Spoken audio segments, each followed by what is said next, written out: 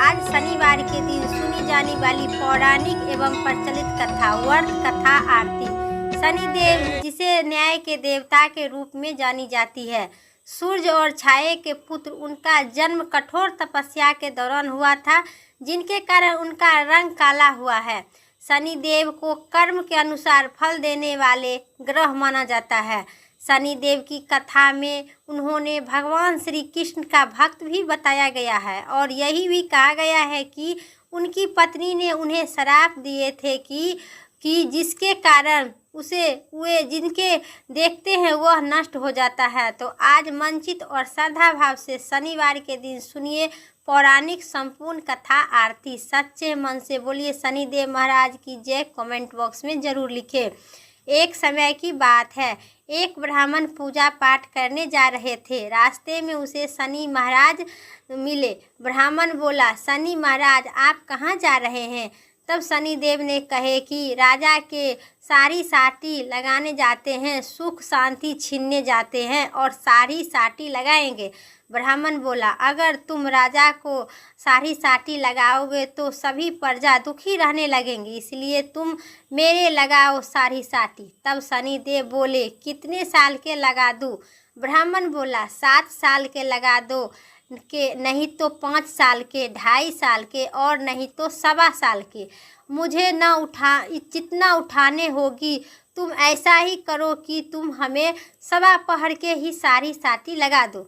शनिदेव ने कहे, ठीक है ब्राह्मण, तो मैं 1.25 पहर के ही आपको सारी साटी तुम्हें लगाता हूँ। इसके बाद ब्राह्मण देवता नदी के किनारे आसन बिछाकर पाठ पूजा करने लगे।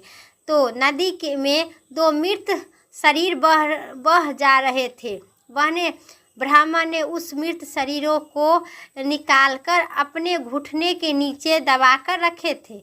देखते देखते वहाँ दोनों मृत राजा के दोनों शरीर के बेटा था, जो सिर ब्राह्मण ने अपने घुटने से दबाकर रखा था। फिर ब्राह्मण के पास शनिदेव आए और बोले, ब्राह्मण तुमने राजा के लड़के के सिर काट कर रखा है। तब ब्राह्मण बोला, किसी को मत कहना कि मुझे शनि की दशा लगी है और इसके बाद शनिदेव और मैं राजा के बेटा के पुत्र का दबा कर रखता हूँ। फिर उसके बाद शनिदेव वेश बदलकर नगर में चले गए। वहाँ जाकर उन्होंने एक आदमी से कहे कि नदी के किनारे एक ब्राह्मण अपने घुटने के नीचे राजा के दोनों बेटे के सिर पकड़ के रखा है। देखते देखते वह बात पूरी नगर में फैल गया। जब वहाँ बात राजा तक पहुँची तब राजा तो ने कहने लगा कि ब्राह्मण को सूली पर चढ़ा दो। राजा के आदेश के अनुसार ब्राह्मण को सूली पर चढ़ाने की तैयारी हो गई। पहले तो सोने की सूली गढ़वाई गई। जैसे ही सोना का सूली ब्राह्मण के लिए गढ़ाया गया, उसी प्रकार से तुरंत टूट गया। फिर सोने के ब्राह्मण के फांसी और सूली पर चढ़ाने के लिए फिर प्रयास किया राजा ने। वैसे फिर सोना के नहीं हुआ तो तांबा, लोहे, कांसा, पीतल 9 धातुओं को सूली गढ़वाई गई। लेकिन 9 धातुओं में से अलग अलग सूली गढ़वाते हुए उसी प्रकार उसी समय उसी वक्त वो सूली टूट कर गिर जाता था। ब्राह्मण के वो सूली कुछ नहीं बिगाड़ सकता था, क्योंकि यह ब्राह्मण सच्चे हृदय से राजा के बलय, कष्ट और सारी साटी अपने शरीर के ऊपर रखा था। इसीलिए उसे वो सूली गढ़वाते हुए राजा को टूट जाता था। ब्राह्मण सूली पर चढ़ता नहीं था। इसी वजह से राजा आश्चर्यचकित और हैरान में पड़ गया। इस तरह उन्होंने सभी सूली जितना गढ़वाए वह सब टल गए पर टूट जाता था। इतना ही देर बाद 1.25 पहर पूरा हो गया। राजा के बेटे खेलते हंसते हुए दौड़ते हुए अपने घर आ गए। तब रानी बोली, महाराज ब्राह्मण को सूली पर चढ़ा दिया होगा, आप वहां जाकर देखिए, नहीं तो हमें ब्राह्मण हत्या का भी पाप आपको या हमको लगेगा। जब राजा वहां पहुंचा तो उन्होंने देखा कि ब्राह्मण तो पूजा पाठ कर रहे हैं। तब राजा ने ब्राह्मण से पूछा, यह सब क्या आप कर रहे हैं? तब ब्राह्मण ने कहा, महाराज मैं जा रहा था, रास्ते में मुझे शनि महाराज मिले। मैं उन्हें पूछने लगा कि शनिदेव आप कहाँ जा रहे हैं। उन्होंने कहा कि मैं राजा के, इस नगर के राजा के सारी साथी लगाने जाते हैं, सुख शांति और सभी छीनने जाते हैं, भंग करने जाते हैं। मैंने उन्हें कहा कि अगर तुम राजा के सारी साटी लगा दो तो सारी प्रजा दुखी रहने लगेंगे, इसलिए तुम मेरे लगाओ। तब शनिदेव ने बोले कितने साल के लगा दूं? मैंने कहा मुझे 7 साल के लगा दो, नहीं तो 5 साल के लगा दो, नहीं तो 2.5 साल के या 1.25 साल के, जितनी हमें उठाने को शक्ति और क्षमता हो उतना ही लगाना। इसलिए मैंने 1.25 पहर के ही सारी साटी लगाने के लिए मांगी थी। अब 1.25 पहर मुझे बीत गया है, शनि ने ऐसा ही रंग दिखाया है। तब राजा ने कहने लगा कि हे, राजा ने कहा शनि की दशा से कैसे उतरूंगी? तब ब्राह्मण बोला, महाराज, सोने चांदी का दान, तांबा का दान, लोहे का दान और पीतल का दान करने से शनि की दशा से राहत मिलती है। तब राजा ने हैरान होकर बोला, ब्राह्मण से पूछा, राजा महाराज, आप साहूकार सोना चांदी के दान करेंगे, परंतु गरीब लोग कैसे करेगा? तब ब्राह्मण ने कहा कि शनिवार के दिन पीपल के वृक्ष में काला तिल और सरसों तेल के दीपक जलाओ, गुड़ की ढैली और काला तिल से जल अर्पित करो शनिवार के दिन, और सभी मनुष्य काला कपड़ा धारण करो। इसे प्रकार करने से शनि दशा से मुक्ति मिलेगी। 7 बार पीपल में जल चढ़ा दो और कहो कि 7 बार पीपल में जल चढ़ा दो तो सारी बला टल जाएगी, कष्ट पीड़ा दूर हो जाएगी। ब्राह्मण की बात सुनकर राजा ब्राह्मण का धन्यवाद करते हुए दंडपूर्वक प्रणाम किया और चला गया। फिर तो राजा की बात सुनकर राजा ब्राह्मण को धन्यवाद करते हुए कहा चला गया। फिर तो राजा नियम रूप से शनिवार का तेल, गुड़ और काला तिल का जल चढ़ाया। समर्थ के अनुसार दान दक्षिणा इत्यादि करना शुरू कर दिया। सभी प्रकार के अपने राज्य में घोषणा करवाया कि ब्राह्मण के साथ साथ शनिवार के दिन सभी मनुष्य काला कपड़ा धारण करो, पीपल के वृक्ष में जल अर्पित करो, साथ ही जल के साथ गुड़ और तेल का दीपक जलाओ। इसी प्रकार से शनि की बला टल जाएगी। बोलिए शनिदेव महाराज की जय। अब सुनिए एक अन्य और कथा। हनुमान जी ने शनिदेव की कथा। एक बार शनिदेव ने अपनी शक्ति पर अपार घमंड हो गया था। शनिदेव को लगने लगा कि उनसे शक्तिशाली इस धरती पर कोई नहीं है। उनकी दृष्टि मात्र से ही व्यक्ति के जीवन उथल पुथल शुरू हो जाती है। शनिदेव ने इसी मद में चूर होकर ऐसे स्थान पर जा पहुँचे जहाँ हनुमान जी अपने प्रभु श्री राम के साधना में लीन थे। हनुमान जी पर जब पड़ी शनि की देव की दृष्टि, भगवान श्री राम की भक्ति में डूबे हनुमान जी को देख शनिदेव ने उन पर अपनी वक्त दृष्टि डाली, लेकिन कोई उन्हें प्रभाव नहीं हुआ। इससे क्रोधित होकर शनिदेव ने हनुमान जी को कहने लगे और ललकारते हुए कहा कि है वानरा, देखो कौन तुम्हारे सामने आया है। हनुमान जी ने शनिदेव पर कोई ध्यान नहीं दिए और अपनी भक्ति में लीन रहे। शनिदेव ने सभी प्रयास कर लिए, लेकिन हनुमान जी ने कोई प्रभाव नहीं पड़ा। तो शनिदेव की क्रोध 7वें आसमान पर पहुंच गया था। तनाव और गुस्से में आकर शनिदेव ने एक बार फिर प्रयास किए और कहे, ऐ बानर, आंखें खोलो, मैं शनिदेव तुम्हारी सुख शांति को नष्ट करने आई हूँ। इस संसार में ऐसा कोई नहीं है जो मेरा सामना कर सके। शनिदेव की यह भी विश्वास था कि ऐसा करने से हनुमान जी भयभीत हो जाएंगे और हमसे क्षमा मांगेंगे, लेकिन ऐसा कुछ भी नहीं हुआ। वह भी प्रयास विफल हो गया। हनुमान जी ने बहुत सहज और भाव से पूछने लगा कि महाराज आप कौन है। इस बात सुनकर शनिदेव की और भी क्रोध आ गया। शनिदेव ने हनुमान जी से बोलने लगा कि इसी समय तुम्हारी राशि में प्रवेश करने जा रही हूँ, तब समझ में आएगा मैं कौन हूँ। इस पर हनुमान जी ने कहे, अय शनिदेव, कहीं और चले जाइए, मैं अपने स्वामी की भक्ति और प्रभु के स्मरण करते हैं, विघ्न मत डालिए। शनिदेव ने हनुमान जी की यही बात कथा भी पसंद नहीं आई और हनुमान जी की भुजा पकड़ लिए और अपनी तरफ खींचने लगे। हनुमान जी को लगा कि जैसे उनकी भुजा किसी दहन कर लिया है, अंगारों में फेंक दिया है। उन्होंने तुरंत ही एक झटके में अपनी भुजा शनिदेव की पकड़ से छुड़ा लिए।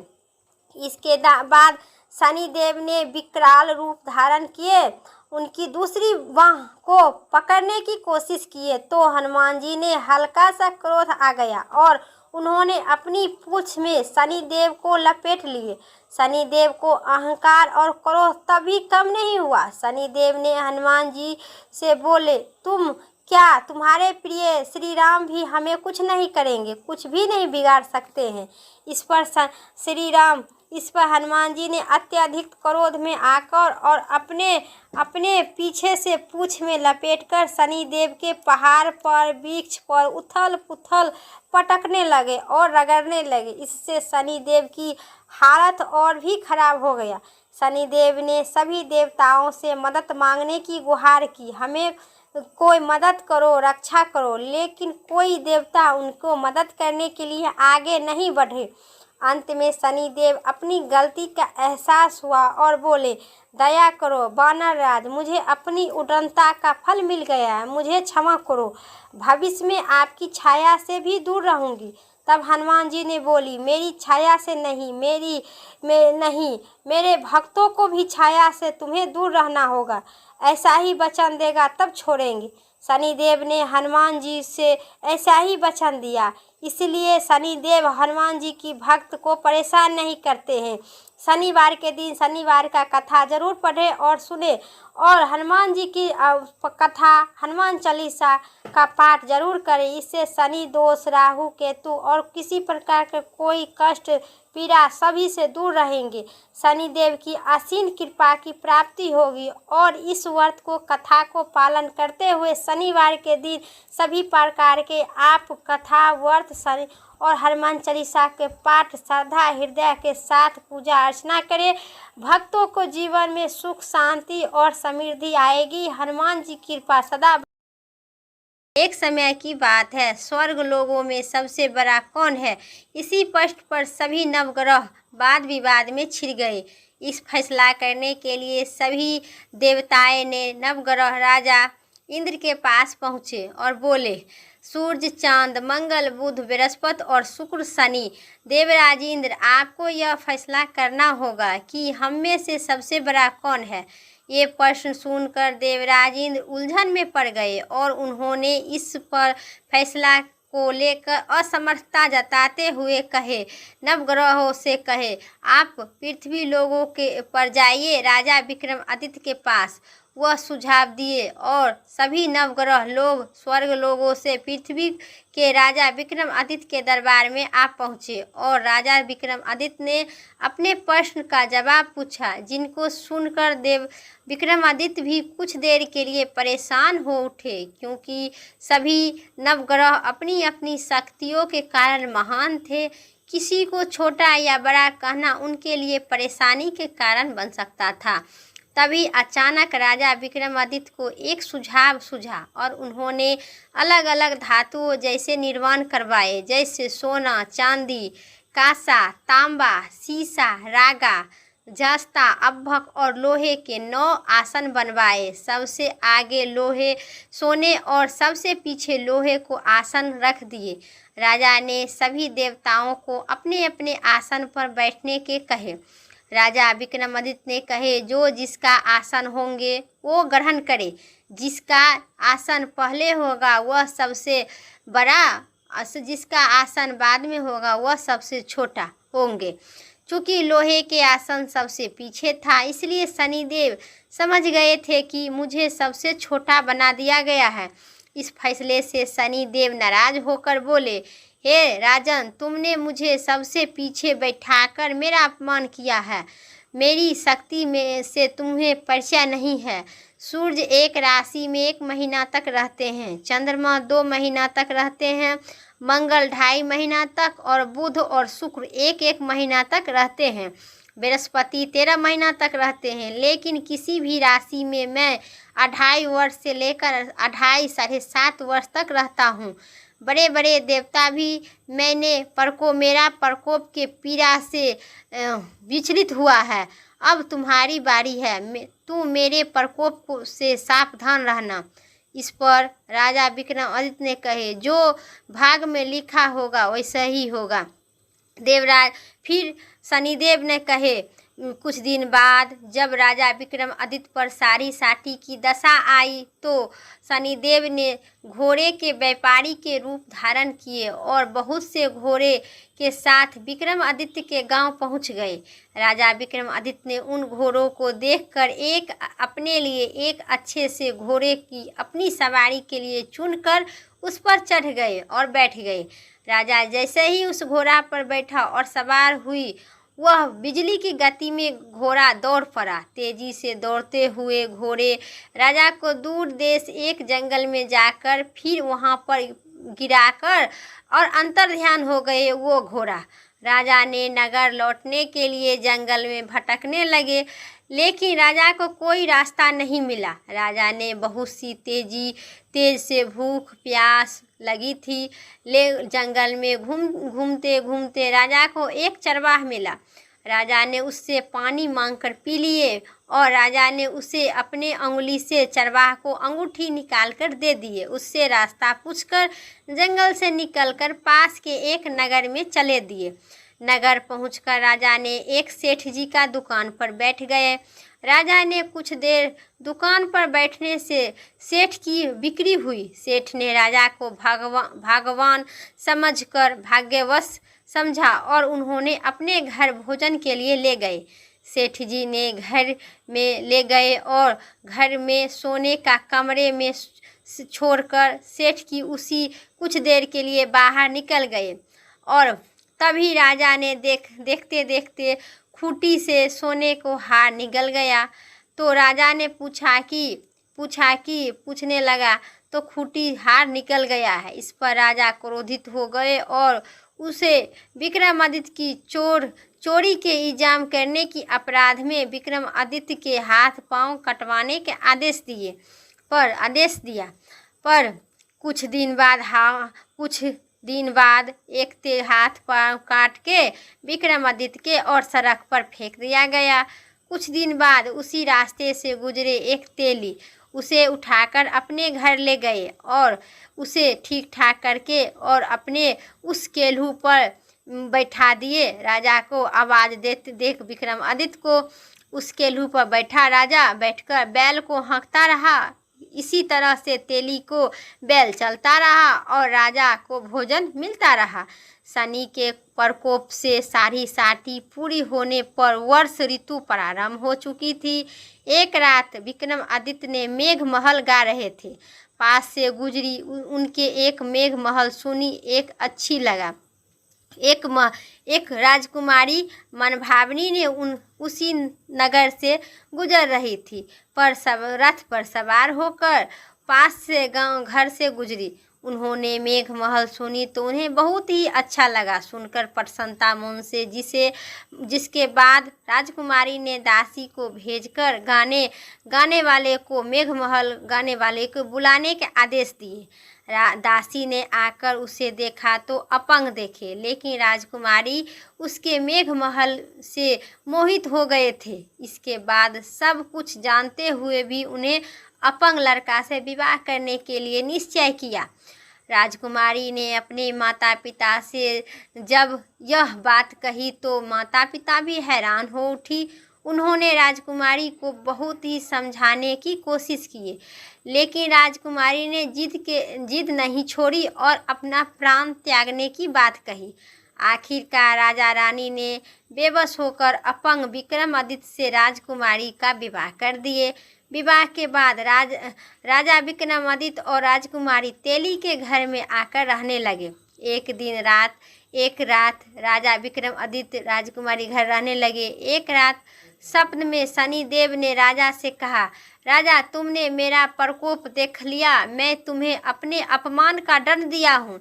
इस पर राजा ने शनिदेव से क्षमा मांगते हुए कहे, हे शनिदेव, आपने जितना दुख मुझे दिए हैं अन्य किसी मनुष्य को इतना दुख नहीं देना और मुझे माफ़ कर दीजिए। इस पर शनिदेव ने कहे, राजन, मैं तुम्हारी प्रार्थना से स्वीकार करती हूँ। जो स्त्री एवं पुरुष मेरी पूजा करेगा और कथा सुनेगा, जो नित्य यह मेरा ध्यान धरेगा, चिट्टी को आटा खिलाएगा, वह सभी प्रकार के कष्ट से मुक्त होगा और उनकी सभी मनोकामना मैं पूर्ण करूंगी। अगले दिन प्रातः काल राजा विक्रमादित्य की नींद खुली तो अपने हाथ पांव देखकर वह बहुत ही खुशी से बावली हो गए। उन्होंने मन ही मन शनिदेव को प्रणाम किए। राजकुमारी भी राजा को हाथ पांव सही सलामत देखकर आश्चर्यचकित में डूब गए। तब राजा ने विक्रमादित्य अपना परिचय देते हुए शनिदेव की प्रकोप की सारी कहानी सुनाई। इधर जब सेठ को इस बारे में पता चला तो वह दौड़ते हुए आए और राजा विक्रमादित्य के चरण में गिरकर क्षमा मांगने लगे। राजा विक्रमादित्य ने उसे क्षमा कर दिए क्योंकि वह जानते थे कि यह सब शनि के प्रकोप से कारण हमें इतना दुख हुआ था। सेठ ने राजा विक्रमादित्य को पुनः अपने घर ले गए और उन्हें भोजन अच्छे अच्छे पकवान से भोजन करवाकर आदर पूर्वक उन्हें सम्मान देकर और अपनी राजकुमारी के विदा करा दिए। मनभावनी और विक्रमादित्य को राजा विक्रमादित्य और कुमारी मनभावनी ने सेठ की बेटी के साथ नगर आपस आए तो नगरवासियों ने हर्षोल्लास के साथ उनका स्वागत किया और अगले दिन राजा विक्रमादित्य ने पूरे राज्य में घोषणा करवा दिए कि जो शनिवार का दिन सबसे सर्वश्रेष्ठ ग्रहों में से सर्वश्रेष्ठ देवता शनिदेव है। प्रत्येक स्त्री एवं पुरुष शनिवार का व्रत करो और कथा सुनो, अवश्य सुनो। शनि की सारी साटी टल जाएगी। उनको शनिवार का व्रत इस कथा को श्रवण करने से सभी प्रकार के दुख पीड़ा दूर होगा, मनोवांछित फल की प्राप्ति होगा, निसंतानी को बांझपन छूटेगा, धन दौलत इत्यादि सभी प्रकार के दुख दूर होगा और मनोवांछित फल की प्राप्ति होगा। शनि देव महाराज की जय। मेरा कथा बने रहेगी। मेरा कथा इतना ही तक था। अब सुनिए क्षमा प्रार्थना। न हमें आवाहन जानते हैं शनि देव के, न हमें विसर्जन जानते हैं हनुमान जी के, न पूजा करना जानते हैं। हे परम पिता परमेश्वर हनुमान जी और शनिदेव महाराज, मेरा कथा व्रत कथा और कोई भी त्रुटि हो तो हमें कोटि कोटि अपराध को क्षमा करना। शनिदेव महाराज की जय। मेरा कथा और वीडियो इतना ही तक था। वीडियो अच्छी लगे तो लाइक करें, चैनल पर नए सब्सक्राइब करके कमेंट में शनिदेव भगवान की जय जरूर लिखें, हनुमान जी महाराज की जय जरूर लिखें। फिर अगली वीडियो लेके आते हैं। तब तक के लिए जय श्री राम, हर हर महादेव।